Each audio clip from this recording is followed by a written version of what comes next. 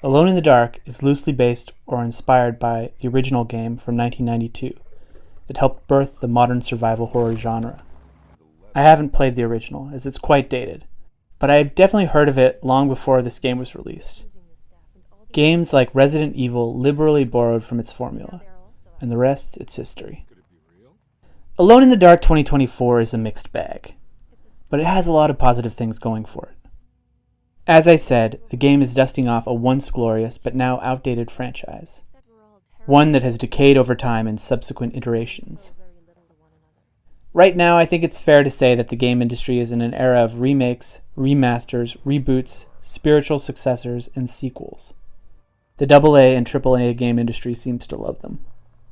It's a way to avoid independent creative thought, which is rarer than the ability to put a new coat of paint on a well-known franchise and try to get some of that sweet, sweet cash of selling a known IP. The companies have people now asking, what game should be remade next? Out of the categories I mentioned earlier, Alone in the Dark is probably more in the reboot category, but it's a respectful reboot that hints at the ingenuity, quirks, and themes of the original. Clones, sequels, and reboots have always been part of gaming, but it does seem like this is the era of remakes in regards to higher budget games. It's annoying, but that's the situation right now. Let's talk about the story. The story takes place in the past at a creepy New Orleans mansion called Derceto, a place linked to cultish and conspiratorial activities. You're tasked at finding Emily Hartwood's uncle, Jeremy Hartwood, who's missing and has probably completely lost his mind. The first decision you get to make in the game is to either play as Emily Hartwood or the private detective she has hired named Edward Carby. More on that later. Derceto. The creepy mansion of Derceto houses a number of mentally ill patients. The mansion is run by an objectively terrible doctor named Dr. Gray. He's very condescending and unhelpful as a doctor. I don't know how he got his license to do what he's doing. And his general manner drips with a creepy vibe. The mansion is filled with an interesting staff and patients to talk to, and feels very alive at times, but also has that feel of being completely empty, like you're exploring an empty, haunted nightmare space. The mansion even seems to be a bit alive in ways. Doors will close on their own. Doors that were accessible suddenly become inaccessible as things shift and move like in a dream. For example, the Giacometti-like sculptures upstairs are not always stable in the same spot. There are points where they might move. But it works. I really like the performance and animation of the creepy, mischievous girl, Grace. She often steals the show with her disconcerting and unpredictable personality. The mansion actually functions as kind of a main hub for moving in and out of Jeremy Hartwood's delusional worlds. You visit a lot of interesting and varied locations due to this mechanic. You can walk through a door and end up in a different and surreal place and time that may or may not have existed, and definitely didn't exist in the form that it's existing in right now. A lot of the game is a question of what is real or not, and this leads into the importance of your initial choice to pick between playing as Edward Carby or Emily Hartwood. The story is really a situation of different perspectives, but it's not purely a matter of a different view of things. Both characters go through roughly the same actions for much of the game, so you're kind of playing the same story with a different character. But whoever you select is the one losing their mind. This makes a lot more sense with Emily Hartwood's character as compared to Edward Carby's. But they're both compelling versions of the story. Many of the scenes felt like they were written for one character or the other. For example, at the start, finding the back entrance into Derceto Manor seems to be more fitting for Edward Carby's character than compared to Emily Hartwood's. It was interesting to see the same story beats from a different perspective. As they go through the same motions, you kind of see whether they feel like they're out of their character's comfort zone or they're doing what you would expect. It really didn't bother me, and it wasn't fully against the characterization. It was just a little bit of friction as to what you'd expect. Emily. I played as Emily first. My instinct was to play David Harbour's character, since I loved his performance in Stranger Things Season 1 and 2. But I went against my instinct and played as Jodie Comer's character.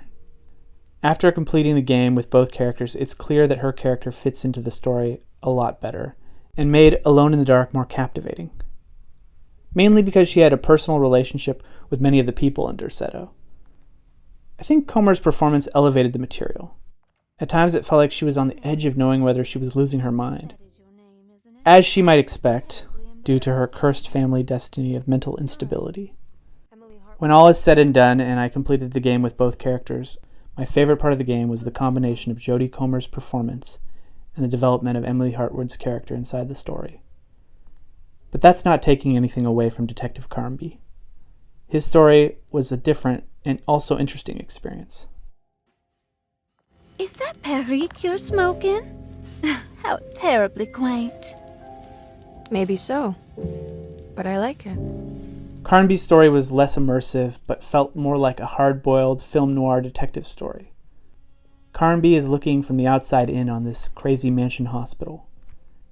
He's simply doing his job and investigating the case of this missing, troubled person that may or may not be in danger. He's there for the paycheck, at least at first. Though I should stress he is very kind and sympathetic as a character. Also, if we're going to be completely honest here, Carby is not a very good detective. I mean, he gets to the mansion and he's looking for Emily's uncle. There he is, questioning Dr. Gray. And he doesn't ask basic questions like, where was he seen last? Has he been stealing food? Where does he like to spend his time in the mansion? Where do they think he might be? Do they think he's alive? Do they think he might have fled the area? Etc. Basic freaking stuff. Anyway, overall, both campaigns are fun ways to see the mansion and the story. If you're going to play as both characters, maybe I'd choose Carby first, since you get to see things from a slightly more comical and unflappable level before delving into the more vulnerable and connected point of view. But I'd say if you had to pick one to play, Emily Hartwood's story is more compelling and connected, and Jodie Comer's performance is fantastic. So I'd go with Hartwood. The game does poke fun at itself at times, with Edward Carnby saying, "And what's my part in this? You couldn't get a cab?" And there's some truth to that line, especially when you're playing as Emily Hartwood. Technically, you get to play as 3 different perspectives, since the little girl Grace Saunders is playable in the free demo prologue. And funny enough, in this version, she seems to be more normal. So it makes you wonder if this is a Rashomon situation, where people are seeing the same story through different eyes. Perhaps the true story is more like the normal scenarios stitched together. That said, there are hints that there's something much stranger going on than meets the eye. Later in the game, that is. There's a question as to why these people are really at Derceto in the first place. Alright, let's move on and talk about the gameplay. Much of the game is exploration, and you spend a fair amount in Derceto. Derceto is like a character in this story. It was originally a plantation manor that became a hospital and eventually a place to care for the mentally unstable. Although it's possible things might not be entirely what they seem.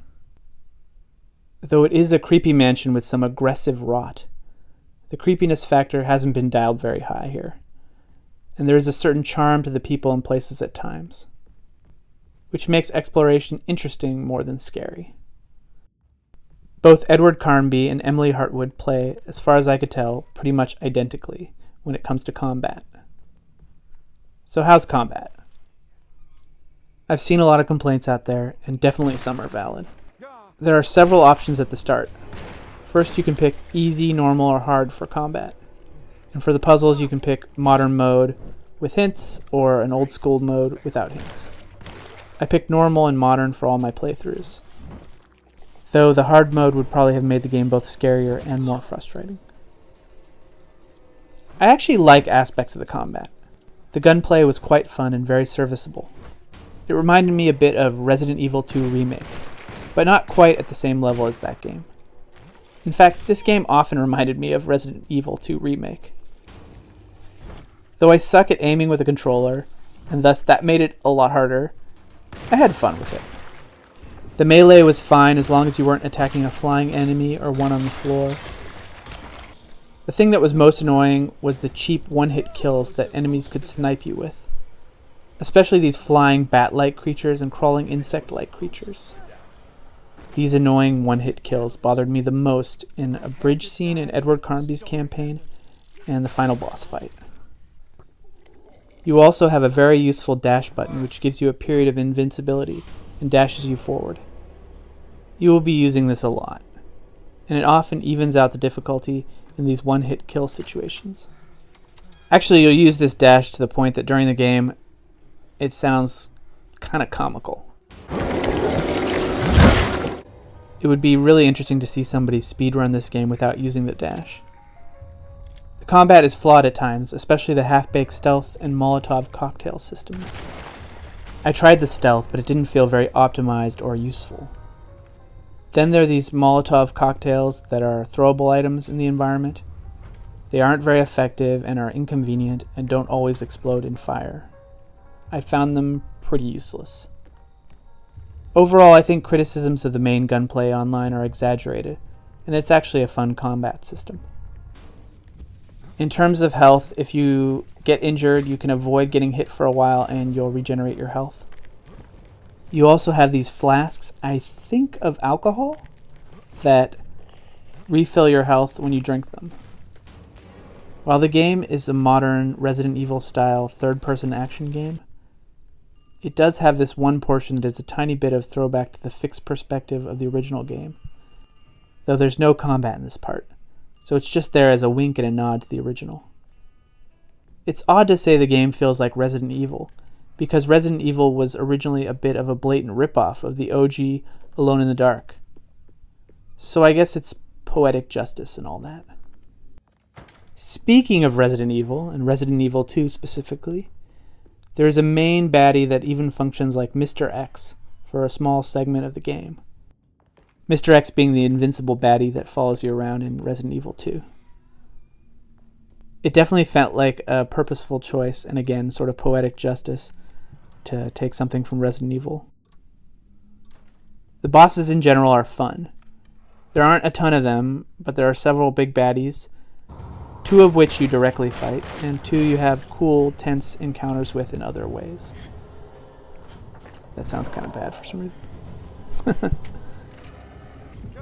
Puzzles. A lot of the game is an adventure-style game, with lots of puzzles. You'll have to put clues together to decipher what to do on various puzzles that include strange symbols and images. Some puzzles are good, most are straightforward, which I was fine with, and a lot of them were glorified sliding block puzzles and jigsaw puzzles. But they were satisfying to figure out and solve. Other than solving puzzles, getting clues, and fighting and evading monsters, you can also find these little bonus collectibles. These are called yaps in the game. They come in a set of 3, and you unlock things by finding the sets. For example, if you collect all 3 in the World's a Stage set, you can trigger a certain dialogue option that will allow you to get one of the secret endings to the game. Graphics. The graphics are definitely not blow-you-away stunning for modern consoles. They're more a throwback to the previous generation, but they're very good. I enjoyed visiting the various locations and was pretty immersed in what was happening. There were some graphical glitches on the PS5 version I was playing, the worst and most egregious being some very noticeable flickering on these vines.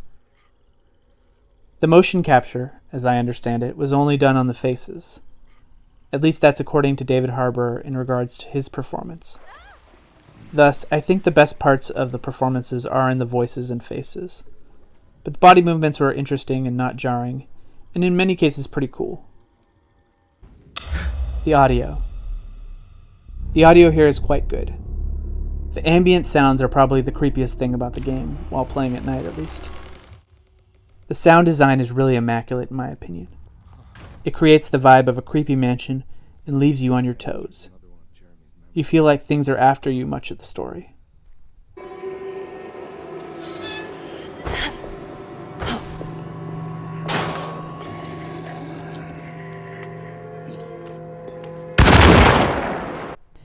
The music ranges from creepy and ambient to a more Twin Peaks-like vibe, oddly disconcerting and upbeat.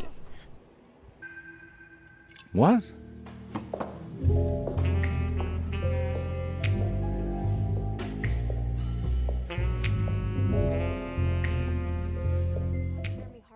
A lot of the characters have interesting southern accents. Mr. McCarthy's drunken southern drawl being an example. But it's a mixed bag of over-the-top acting and grounded acting. None of it was really bad, and most of it fit quite nicely. I did appreciate that pretty much all the written text in the game on items you picked up was fully voiced. This was a really nice touch. Though I did end up skipping a lot of it because it was a bit tedious and superfluous at times. Audience. This game won't satisfy fans of horror games that want to be scared. It's more a game about getting to the bottom of a mystery and solving some puzzles and some combat along the way. Difficulty. As I mentioned before, the difficulty settings are easy, normal, and hard. There's also a puzzle assist setting where you can choose to have no hints or to get hints along the way. I chose hints, though I don't think you really need them. There was only one puzzle I found to be unintuitive. I won't give the solution here, but I will say it had something to do with getting a hold of the Prext Shipping Company cargo manifest. The grind. There isn't any meaningless grind in this game. It's a short game, roughly 8 hours, and while you can take different routes, it's fairly linear with defined chapters. That said, it is a little annoying to have to play some of the same portions of the game with both characters to get the full story. While the differences in perspectives do change things, sometimes it's not enough to get the feeling you're not just retreading ground. This is not to say that the two stories don't diverge at times. There are some major differences later in the game. Horror. Bum bum bum. This game is not very scary. There are a few light jump scares that gave me a tiny bit of a jump, but it's mostly just a mysterious and brooding game. The dialogue can have a bit of disconcerting feel because of its stilted nature, where people put on interesting performances but seem to talk past one another. This is likely because the dialogue scenes were recorded separately. But it fits the game. This game has a lot of different vibes. It feels like Resident Evil 2 Remake. It has the Twin Peaks feel in some scenes. And it also has a healthy dose of Indiana Jones or Tomb Raider vibes. The strange feeling of much of the dialogue, rhythm, body movements, music, over-the-top characters, and quirky performances really feed into that Twin Peaks feel.